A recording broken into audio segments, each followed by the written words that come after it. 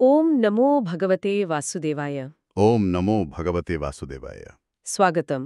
ଆଜି ଆମେ ପୁଣି ଏକାଠି ହୋଇଛେ ଆମର ଏହି ଓଡ଼ିଆ ଭାଗବତର ଗଭୀର ଅନୁଶୀଳନ ଯାତ୍ରାରେ।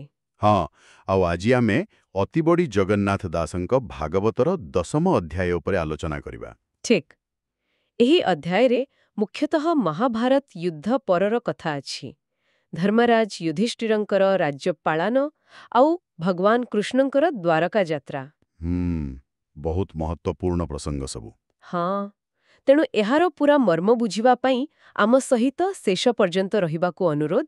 ଆଉ ଯଦି ଏମିତି ଆଲୋଚନା ଭଲ ଲାଗୁଛି ତାହେଲେ ଆମ ଚ୍ୟାନେଲକୁ ସବସ୍କ୍ରାଇବ୍ କରିବାକୁ ଭୁଲିବେନି। ନିଶ୍ଚୟ। ତେବେ ଆରମ୍ଭ କରିବା। କଥାର ଆରମ୍ଭ ହେଉଛି ଶୌନକ ଋଷିଙ୍କ ପ୍ରଶ୍ନରୁ। ସେ ସୂତ ଗୋସ୍ୱାମୀଙ୍କୁ କ'ଣ ପଚାରୁଛନ୍ତି, ଚାଲନ୍ତୁ ସେ ପଦଗୁଡ଼ିକ ପ୍ରଥମେ ଶୁଣିବା। 10ମ ଅଧ୍ୟାୟ, ପ୍ରଥମ କିଛି ପଦ। ଭୋଷତ କହ କୃଷ୍ଣବାଣୀ, ସଂସାରୁ ତରି ଯାହା ଶୁଣି। ପଣ୍ଡୁ ରାଜାର ଅନ୍ତକାଲେ, ଦୁଷ୍ଟେ ଯେ ରାଜ୍ୟ ନେଲେ ବଳେ, ଗୋବିନ୍ଦ ପାଦେ ଆଶ୍ରୟ କରି, ସେ ଆତତାଇ ଜଣେ ମାରି, ପଞ୍ଚଭ୍ରାତାଏ ଏକ ମେଳେ, ପ୍ରଜାଙ୍କୁ ପାଳି ରାଜ୍ୟ କଳେ। ତେବେ କି କଲେ ପଣ୍ଡୁସୁତେ, ସ୍ୱଭାବେ କୃଷ୍ଣ ସଙ୍ଗତେ। ହଁ, ତ ଏଠି ଦେଖନ୍ତୁ ଋଷିମାନେ କେତେ ସୁନ୍ଦର ଭାବରେ ପଚାରୁଛନ୍ତି। ସେମାନେ କହୁଛନ୍ତି ଭୋ ସୁତ କହ କୃଷ୍ଣବାଣୀ, କାରଣ କୃଷ୍ଣଙ୍କ କଥା ଶୁଣିଲେ ହିଁ ସଂସାରରୁ ପାରିହେବ। ହଁ, ସେଇଟା ହିଁ ମୁକ୍ତିର ବାଟ। ଏକଦମ। ସେମାନେ ପଚାରୁଛନ୍ତି ଯେ ପାଣ୍ଡୁ ରାଜାଙ୍କ ପରେ ଯେତେବେଳେ ଦୁଷ୍ଟମାନେ ମାନେ କୌରବମାନେ ଛଳନାରେ ରାଜ୍ୟ ନେଇଗଲେ, ହଁ, ପାଣ୍ଡବମାନେ କେମିତି ଗୋବିନ୍ଦଙ୍କ ଆଶ୍ରୟ ନେଇ ସେ ଶତ୍ରୁମାନଙ୍କୁ ମାରିଲେ ଆଉ ମିଳିମିଶି ରାଜ୍ୟ ଶାସନ କଲେ। ଆଚ୍ଛା। କିନ୍ତୁ ତାଙ୍କର ମୂଳ ପ୍ରଶ୍ନଟା ହେଉଛି ତାପରେ କ'ଣ ହେଲା? ଯେତେବେଳେ କୃଷ୍ଣ ନିଜେ ସେମାନଙ୍କ ସାଙ୍ଗରେ ଥିଲେ, ସେତେବେଳେ ପାଣ୍ଡବମାନେ କ'ଣ କଲେ, କେମିତି ରହିଲେ? ବୁଝିଲେ, ମାନେ କେବଳ ଘଟଣା ନୁହେଁ, କୃଷ୍ଣଙ୍କ ସାଙ୍ଗରେ ଧର୍ମର ପଥ କେମିତି ଥିଲା ସେଇଟା ଜାଣିବାକୁ ଚାହୁଁଛନ୍ତି। ଠିକ୍, ଏଇଟା ଗୋଟେ ଗଭୀର ଜିଜ୍ଞାସା। ତେବେ ସୂତ ଗୋସ୍ୱାମୀ କ'ଣ ଉତ୍ତର ଦେଉଛନ୍ତି? ସେ ବୋଧହୁଏ ପ୍ରଥମେ ଯୁଦ୍ଧ ପରର ସ୍ଥିତି ଆଉ ରାଜ୍ୟ ପ୍ରତିଷ୍ଠା କଥା କହୁଛନ୍ତି ନା? ହଁ। ହଁ, ସେଇଠୁ ହିଁ ଆରମ୍ଭ କରୁଛନ୍ତି। ଶୁଣନ୍ତୁ ପରବର୍ତ୍ତୀ ପଦଗୁଡ଼ିକର ଭାବ। ପାଣ୍ଡବ ବଂଶ ରକ୍ଷା କରି କୁରୁବଂଶକୁ ନରହରି, କ୍ରୋଧ ଅନଳେ ଭସ୍ମ କଲେ, ଦାବାଗ୍ନି ଜିହ୍ନେ ବନସ୍ଥଳେ। ପାଣ୍ଡବେ ନିଜ ରାଜ୍ୟ ମଧ୍ୟେ କୃଷ୍ଣ ସ୍ଥାପିଲେ ରାଜପଦେ, ଭୀଷ୍ମଙ୍କ ତହୁ ଧର୍ମବାଣୀ, ଯେବା କହିଲେ ଚକ୍ରପାଣି। ସେବାକ୍ୟ ଶୋକମୋହ ଛାଡ଼ି, ପ୍ରଜାପାଳନେ ଚିତ୍ତ ବଢ଼ି, ଆନନ୍ଦ ମନେ ଧର୍ମବଳା, ପ୍ରଜାପାଳନେ ମନ ଦେଲା। ଆଚ୍ଛା, ଏଠି ଦେଖନ୍ତୁ କେତେ ଗୁରୁତ୍ୱପୂର୍ଣ୍ଣ କଥା କୁହାଯାଇଛି।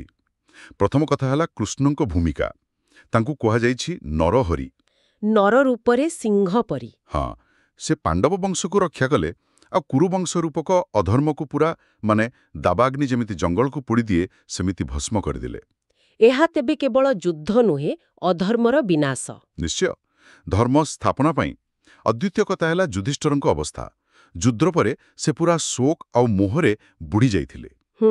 ବହୁତ ବନ୍ଧୁବାନ୍ଧବ, ଗୁରୁଜନଙ୍କୁ ହରାଇଥିଲେ ତ। ହଁ, ତ ଏଠି ବି କୃଷ୍ଣଙ୍କର ପ୍ରେରଣା କାମ କଲା। ସେ କ'ଣ କଲେ ନା, ଭୀଷ୍ମ ପିତାମହଙ୍କ ମୁଖରୁ ଧର୍ମର କଥା ସବୁ କୁହାଇଲେ। ଆଚ୍ଛା, ସରଶଯ୍ୟାରେ ଥାଇ ଭୀଷ୍ମ କହିଥିବା ଧର୍ମ ଉପଦେଶ। ହଁ, ସେଇ ଉପଦେଶ। ସେସବୁ ଶୁଣି ଯୁଧିଷ୍ଠିର ନିଜର ଦୁଃଖ ଭୁଲିଲେ, ମୋହରୁ ବାହାଇଲେ ଆଉ ପ୍ରଜାପାଳନରେ ମନ ଦେଲେ, ନିଜ କର୍ତ୍ତବ୍ୟରେ। ଏ କଥାଟା ବାସ୍ତବିକ ବହୁତ ମହତ୍ୱପୂର୍ଣ୍ଣ। ମାନେ କୃଷ୍ଣ କେବଳ ଯୁଦ୍ଧ ଜିତାଇଲେନି, ଶାସନ ପାଇଁ ମାନସିକ ସ୍ତରରେ ବି ପ୍ରସ୍ତୁତ କରାଇଲେ। ଏକଦମ। ଜଣେ ନେତା ପାଇଁ ଏହା ବହୁତ ଜରୁରୀ। ତାର ମନ ସ୍ଥିର ନହେଲେ ସେ ଶାସନ କେମିତି କରିବ? ଠିକ୍ କଥା। ତାହେଲେ ଯୁଧିଷ୍ଠିର ଯେତେବେଳେ ଶୋକମୋହରୁ ମୁକ୍ତ ହୋଇ ଶାସନ ଆରମ୍ଭ କଲେ, ସେ ରାଜ୍ୟ କେମିତି ଥିଲା? ଆପଣ କହୁଥିଲେ ବହୁତ ସୁନ୍ଦର ବର୍ଣ୍ଣନା ଅଛି। ହଁ, ଅଛି। ଏହାକୁ ଧର୍ମରାଜ୍ୟ ବୋଲି କୁହାଯାଏ। ଶୁଣନ୍ତୁ କିଛି ପଦ। କୃଷ୍ଣର ତେଜେ ରାଜାଗଣେ, ସେବନ୍ତୀ ଯୁଧିଷ୍ଠି ଚରଣେ। ସମୁଦ୍ର ଅନ୍ତ ଯାଏ ମହି, ଧର୍ମନନ୍ଦନ ଆଜ୍ଞା ବହି। ପ୍ରଜା ବଚନେ ମେଘମାଳା, ଭୂମିରେ ବରସନ୍ତି ଜଳ। କାମଧେନୁର ପ୍ରାୟମହି, ପ୍ରଜା କଳ୍ପିତେ ଶସ୍ୟ ଦେଇ। ଗୋପାଳ ଗୋଷ୍ଠ ମଧ୍ୟେ ଥାଇ, ଅନେକ କ୍ଷୀର ଦ୍ୟନ୍ତି ଗାଇ। ନଦୀ ବହନ୍ତି ପୁରୀ ଜଳେ, ସମୁଦ୍ର ରହିଲା ନିଶ୍ଚଳେ।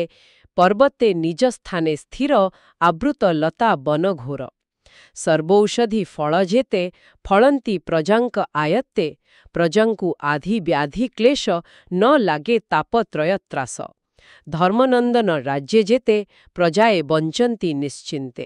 ବାଃ, ଏଇଟା ପ୍ରକୃତରେ ଏକ ଆଦର୍ଶ ରାଜ୍ୟ ନୁହେଁ? ଦେଖନ୍ତୁ କଣ ସବୁ କୁହାଯାଇଛି। ହଁ, ମତେ ତ ଆଶ୍ଚର୍ଯ୍ୟ ଲାଗୁଛି। ପ୍ରଥମେ ରାଜନୈତିକ ସ୍ଥିରତା କଥା। ହଁ, କୃଷ୍ଣର ତେଜେ ରାଜାଗଣେ ସେବନ୍ତି ଯୁଧିଷ୍ଠିଚରଣେ। ମାନେ କୃଷ୍ଣଙ୍କ ପ୍ରଭାବରେ ଅନ୍ୟ ରାଜାମାନେ ବି ଯୁଧିଷ୍ଠିରଙ୍କୁ ସମ୍ମାନ ଦେଉଥିଲେ, ତାଙ୍କ କଥା ମାନୁଥିଲେ। ଆଉ ପ୍ରକୃତିର କଥା ଯାହା କୁହାଯାଇଛି, ମେଘ ଠିକ୍ ସମୟରେ ବର୍ଷୁଛି, ମାଟି କାମଧେନୁ ପରି ଶସ୍ୟ ଦେଉଛି। ଗାଈ ବହୁତ କ୍ଷୀର ଦେଉଛନ୍ତି, ନଦୀ ପୂର୍ଣ୍ଣ ହୋଇବଉଛି, ସମୁଦ୍ର ଶାନ୍ତ ଅଛି, ଏମିତିକି ପର୍ବତ ବି ସ୍ଥିର ଅଛି। ଏହାର ମାନେ କ'ଣ? ଯେତେବେଳେ ରାଜା ଧାର୍ମିକ ହୁଅନ୍ତି, ପ୍ରକୃତି ବି ସାହାଯ୍ୟ କରେ। ହଁ, ଏଇଟା ଗୋଟେ ବିଶ୍ୱାସ ଆଉ ଏକ ଦର୍ଶନ ମଧ୍ୟ, ଯେ ଧାର୍ମିକ ଶାସନରେ ସବୁକିଛି ସୁସଂହତ ରହେ। ଏହା କାବ୍ୟିକ ବର୍ଣ୍ଣନା ହୋଇପାରେ, କିନ୍ତୁ ଏହାର ଗଭୀର ଅର୍ଥ ହେଉଛି ଗୋଟେ ସନ୍ତୁଳନ ଥିଲା। ଆଉ ସବୁଠୁ ବଡ଼ କଥା ହେଲା ଲୋକମାନଙ୍କର ଅବସ୍ଥା। ଏକଦମ। କୁହାଯାଇଛି ପ୍ରଜାଙ୍କୁ ଆଧି ବ୍ୟାଧି କ୍ଲେଶ ନ ଲାଗେ। ଆଧି ମାନେ ମାନସିକ ଚିନ୍ତା। ହଁ, ଆଉ ବ୍ୟାଧି ମାନେ ଶାରୀରିକ ରୋଗ, କ୍ଲେଶ ମାନେ ଅନ୍ୟ ଦୁଃଖ କଷ୍ଟ। ଏପରିକି ତ୍ରିତାପର ଭୟ ବି ନଥିଲା। ତ୍ରିତାପ ସେଗୁଡ଼ିକ କ'ଣ? ଆଧି ଦୈବିକ ମାନେ ଦୈବୀ ଦୁର୍ବିପାକ, ଯେମିତି ବନ୍ୟା ମରୁଡ଼ି। ଆଧି ଭୌତିକ ମାନେ ଅନ୍ୟ ଜୀବଙ୍କ ଦ୍ୱାରା କଷ୍ଟ, ଯେମିତି ଶତ୍ରୁ ବା ହିଂସ୍ର ଜନ୍ତୁ। ଆଉ ଆଧ୍ୟାତ୍ମିକ ମାନେ ନିଜ ଶରୀର ବା ମନରୁ ସୃଷ୍ଟି ହେଉଥିବା କଷ୍ଟ। ଓହୋ, ତାମାନେ ଲୋକମାନେ ସବୁ ଦିଗରୁ ପୁରା ସୁରକ୍ଷିତ ଆଉ ସୁଖୀ ଥିଲେ। ପ୍ରଜାଏ ବଞ୍ଚନ୍ତି ନିଶ୍ଚିନ୍ତେ। ହଁ, ଏହା ହିଁ ହେଉଛି ଧର୍ମରାଜ୍ୟର ପରିକଳ୍ପନା, ସାମଗ୍ରିକ କଲ୍ୟାଣ। ଏଇ ଯୁଦ୍ଧ ଆଉ ବିଭୀଷିକା ପରେ ଏମିତି ଗୋଟେ ଶାନ୍ତିର ସମୟ, ଏହା ନିଶ୍ଚୟ କୃଷ୍ଣଙ୍କ ଉପସ୍ଥିତି ଯୋଗୁଁ ସମ୍ଭବ ହୋଇଥିଲା। ନିଶ୍ଚିତ ଭାବରେ। କିନ୍ତୁ ଏହି ଶାନ୍ତି ଆଉ ସମୃଦ୍ଧିର ସମୟରେ ହିଁ ପରବର୍ତ୍ତୀ ଘଟଣା ଘଟୁଛି। କ'ଣ? କୃଷ୍ଣଙ୍କ ଯିବା କଥା? ହଁ, ଶ୍ରୀକୃଷ୍ଣ ଏବେ ହସ୍ତିନାପୁରରୁ ନିଜ ରାଜ୍ୟ ଦ୍ୱାରକା ଫେରିବାକୁ ମନସ୍ଥ କରୁଛନ୍ତି। ଆଚ୍ଛା, ସେତେବେଳର ବର୍ଣ୍ଣନା କେମିତି ଅଛି? ଶୁଣିବା ସେ ପଦଗୁଡ଼ିକ। ବନ୍ଧୁଙ୍କ ଶୋକ ଶାନ୍ତ କରି, ସୁଭଦ୍ରା ପ୍ରିୟକାମେ ହରି, ହସ୍ତିନାପୁରେ ଋଷିକେଶ, ଭାବେ ବଞ୍ଚିଲେ କେତେ ମାସ, ଦ୍ୱାରକା ଗମନେ ଉଦ୍ୟୋଗୀ, ଯୁଧିଷ୍ଠିରଙ୍କୁ ଆଜ୍ଞା ମାଗି, ଜଣ ଜଣଙ୍କେ କରିକୋଳ, ସୁହୃଦ ପ୍ରେମ ବାକ୍ୟ ଭୋଳ। ଏଠି ଦେଖନ୍ତୁ କୃଷ୍ଣଙ୍କ ଚରିତ୍ରର କିଛି ସୁନ୍ଦର ଦିଗ। ପ୍ରଥମତଃ ତାଙ୍କର ସ୍ନେହ ଆଉ କରୁଣା। ସେ କାହିଁକି ରହିଲେ କିଛି ମାସ? ବନ୍ଧୁମାନଙ୍କର ଦୁଃଖ ଦୂର କରିବାକୁ ଆଉ ଭଉଣୀ ସୁଭଦ୍ରାଙ୍କୁ ଖୁସି କରିବାକୁ। ହଁ, ଏଥିର ଜଣାପଡ଼ୁଛି ସେ ସମ୍ପର୍କକୁ କେତେ ଗୁରୁତ୍ୱ ଦେଉଥିଲେ। ଦ୍ୱିତୀୟରେ ତାଙ୍କର ମର୍ଯ୍ୟାଦା। ସେ ଯିବା ପୂର୍ବରୁ କ'ଣ କଲେ? ଯୁଧିଷ୍ଠିରଙ୍କୁ ଆଜ୍ଞା ମାଗିଲେ।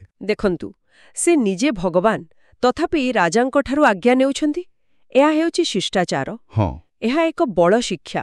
ଆଉ ତୃତୀୟରେ ତାଙ୍କର ଭାବପ୍ରବଣତା। ସେ ଯିବାବେଳେ କେମିତି ବିଦାୟ ନେଲେ? ସମସ୍ତଙ୍କୁ ଜଣ ଜଣ କରି କୋଳେଇଲେ, ଆଉ ସେମାନଙ୍କର ସ୍ନେହ କଥାରେ ନିଜେ ବି ଭାବବିହ୍ୱଳ ହୋଇଗଲେ। ଏଇଟା ବହୁତ ମାର୍ମିକ। ଭଗବାନ ହୋଇ ବି କେତେ ମାନବୀୟ। ସେ ସେମାନଙ୍କୁ ପ୍ରେମରେ ବାନ୍ଧି ହୋଇଯାଇଛନ୍ତି। ଏହି ମାନବୀୟ ଗୁଣ ପାଇଁ ହିଁ ବୁଧୁଏ ସେ ସମସ୍ତଙ୍କର ଏତେ ପ୍ରିୟ ଥିଲେ। ନିଶ୍ଚୟ। ତାପରେ ଯେତେବେଳେ ସେ ରଥରେ ବସିଲେ, ସେତେବେଳେ କିଏ ସବୁ ଥିଲେ ସେଠି? ସେ ଦୃଶ୍ୟଟା କେମିତି ଥିଲା? ହଁ, ସେ ବିଦାୟ ବେଳାର ଏକ ବର୍ଣ୍ଣନା ଅଛି, ଶୁଣନ୍ତୁ।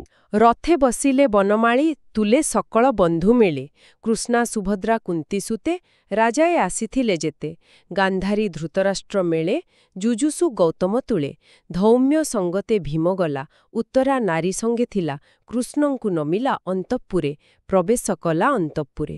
ଦେଖନ୍ତୁ କେତେ ଲୋକ! ପାଣ୍ଡବ ପରିବାରର ମୁଖ୍ୟ ସଦସ୍ୟ ସମସ୍ତେ ଅଛନ୍ତି। ଦ୍ରୌପଦୀ, ସୁଭଦ୍ରା, ପାଞ୍ଚ ଭାଇ ଆଉ ବୋଧହୁଏ କୁନ୍ତି ମଧ୍ୟ। ହଁ, ତା ସହିତ ଆମନ୍ତ୍ରିତ ରାଜାମାନେ ବି ଅଛନ୍ତି। ଏପରିକି ଗାନ୍ଧାରୀ, ଧୃତରାଷ୍ଟ୍ର, ଯୁଜୁସୁ, ଯିଏ କୌରବ ହେଲେ ବି ପାଣ୍ଡବଙ୍କ ପକ୍ଷରେ ଥିଲେ, ଆଉ ଗୌତମ ମାନେ କୃପାଚାର୍ଯ୍ୟ ହୋଇପାରନ୍ତି, ଆଉ ପୁରୋହିତ ଧୌମ୍ୟ।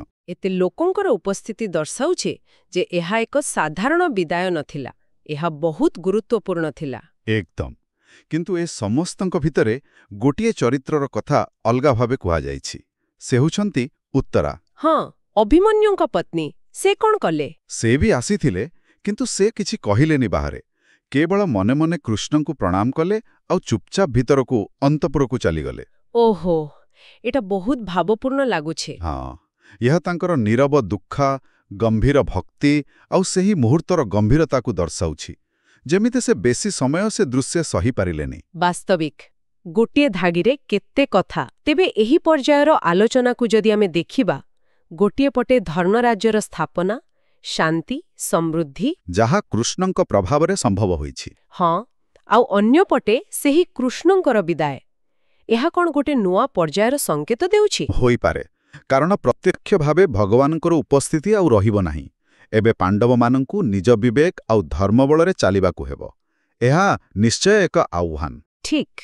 ତେବେ ଆଜି ଆମେ ଏହି 10ମ ଅଧ୍ୟାୟର ପ୍ରଥମ ଭାଗରେ ବହୁତ କିଛି ଜାଣିଲେ। ଯୁଧିଷ୍ଠିର କେମିତି ଶୋକରୁ ବାହାରି ଧର୍ମରାଜ୍ୟ ସ୍ଥାପନ କଲେ, ଯେଉଁ ରାଜ୍ୟରେ ପ୍ରଜାମାନେ ପୁରା ନିଶ୍ଚିନ୍ତରେ ଥିଲେ, ଆଉ ତାପରେ କୃଷ୍ଣ କେମିତି ସ୍ନେହପୂର୍ଣ୍ଣ ଭାବେ ବିଦାୟ ନେଇ ଦ୍ୱାରକା ଗଲେ। ହଁ, ଆଉ ସେ ବିଦାୟ ବେଳାର ଭାବନାତ୍ମକ ଦୃଶ୍ୟ ମୋଟାମୋଟି ଭାବେ ଧାର୍ମିକ ନେତୃତ୍ୱ ଆଉ ଭଗବତ୍ କୃପାର ମହତ୍ୱ ଏବଂ ସେହି କୃପା ଦୂରେଇ ଯାଇଗଲା ପରର ସମ୍ଭାବ୍ୟ ସ୍ଥିତି ବିଷୟରେ ଆମେ ଆଲୋଚନା କଲେ। ଏହି ପ୍ରସଙ୍ଗରେ ଗୋଟେ କଥା ମନକୁ ଆସୁଛି, ଯାହା ଆମେ ସମସ୍ତେ ଭାବିବା କଥା। କୁହନ୍ତୁ।